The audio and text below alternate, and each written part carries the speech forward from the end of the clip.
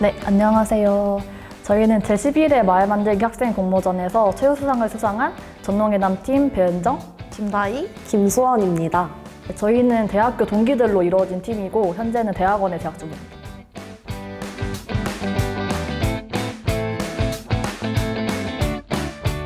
아무래도 저희가 도시에 공부하다 보니까 평소 주변 환경을 유심하게 살펴보는 편이에요.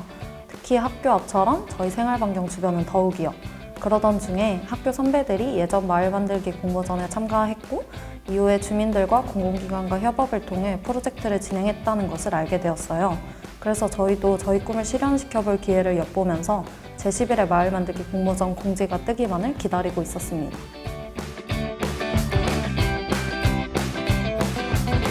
처음에는 지정 대상지로 해보려고 살펴봤었는데 3명 다 잘 모르는 대상지들이 많아서 이거를 한 곳 한 곳 답사를 가봐야 하나라는 그런 고민이 많았습니다. 그렇게 대상지를 모색하던 중에 학교 정문 인근에 전농 19역이라는 장소가 공모전의 대상지 조건에도 알맞기도 하고 또 저희 3명 다 익히 알고 있는 장소여서 전농 19역을 대상지로 선정하게 되었습니다.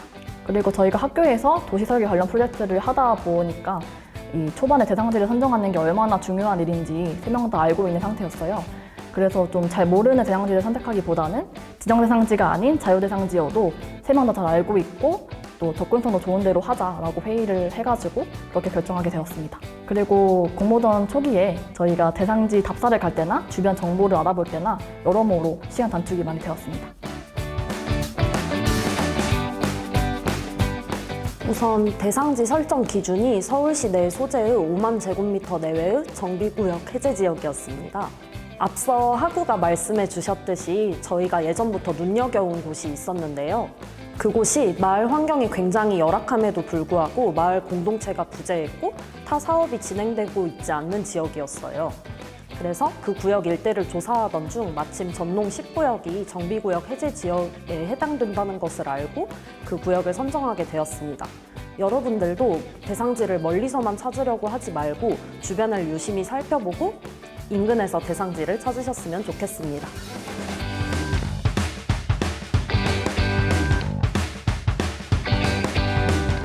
다세대 다가구 주택이 밀집한 지역이어서 저희가 활용할 수 있는 활동 거점을 물색하고 입지와 공간 특성을 고려한 기능을 설정하고 구상하는 초기 단계에 꽤 많은 시간과 에너지를 쏟았던 것 같아요. 그래서 이전 수상작들과 타 지역 도시재생 사례들을 최대한 많이 검토하였고 지역 특성을 살린 기능을 도입하기 위해서 여러 차례 대상지 분석을 실시하며 어려움을 극복했던 것 같습니다.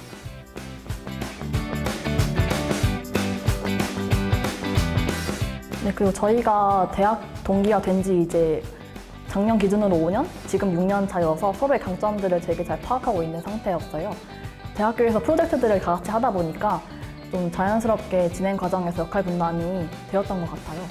그리고 팁 아닌 팁을 드리자면 저희가 갈등은 따로 딱히 없었는데 의사결정을 할 때나 뭐 전농회담이라는 팀 이름을 정할 때도 그렇고 그냥 저희 내부적으로 가위바위보도 하고 사다리 타기도 하고 투표도 하면서 나름 공평하게 의사결정을 했던 것 같습니다. 네, 대상지를 더 면밀하게 파악하기 위해서 자주 왔다 갔다 했던 것 같아요. 낮에는 주민 인터뷰와 대상지 현황 파악을 위해서 5-6번 정도 갔고요. 밤에 보면 또 다른 문제점이 있지 않을까 싶어서 밤에는 한 번 갔습니다. 로드뷰로는 물론 30번도 넘게 갔습니다.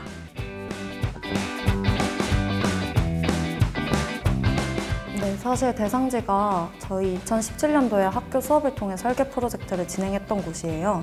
그래서 그때 당시 진행했던 주민 인터뷰를 다시 살펴보는 데에서부터 시작했습니다.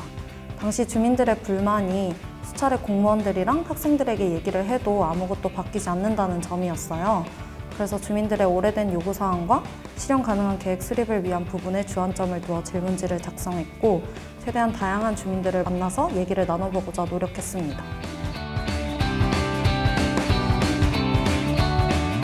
저희가 작년에 공모전을 할 때에도 코로나19가 심해지던 상황이어서 물론 주기적으로 만나서 회의도 했지만 중간중간에 간단하게 보고할 사항이나 그런 중간 점검을 할 때는 그 줌이라는 프로그램을 이용해서 많이 했었어요. 그리고 이번에 12일 공모 영상을 보니까 한 팀에 최대 5명을 구성할 수 있더라고요. 그런데 작년에는 5인 이상 집합금지가 없었어서 저희가 몰랐는데 올해는 집합금지가 있다 보니까 5명이 한 팀이면 팀원분들끼리 이제 식사도 밖에서 해야 되고 답사도 가야 되고 카페에서도 해야 할 일이 생길 텐데 그런 점에 좀 불편할 것 같더라고요.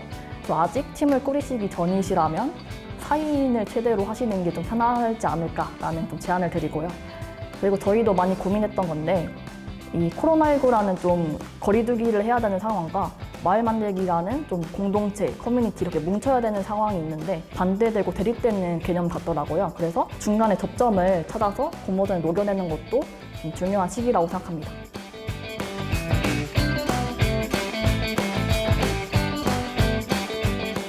주거 인프라와 지역 커뮤니티 강화는 마을 만들기 부분에서 빼놓을 수 없는 키워드인 것 같아요.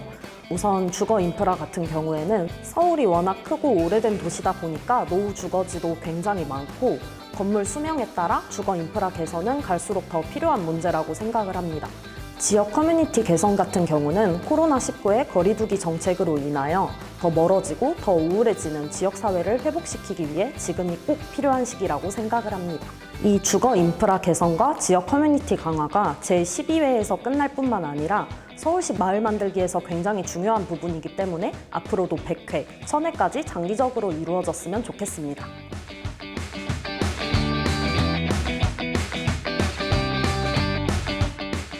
창의적인 아이디어랑 현실적인 해결책의 조화가 가장 중요한 것 같아요. 쉬우면서도 어려운 말이죠. 저희도 처음에 공모전을 시작했을 때는 감을 잡기 위해서 전년도 수상작들을 많이 보면서 이야기를 했습니다.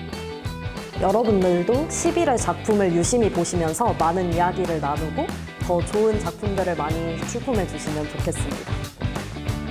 네, 제12회 살기 좋은 마을 만들기 많은 참여 부탁드립니다.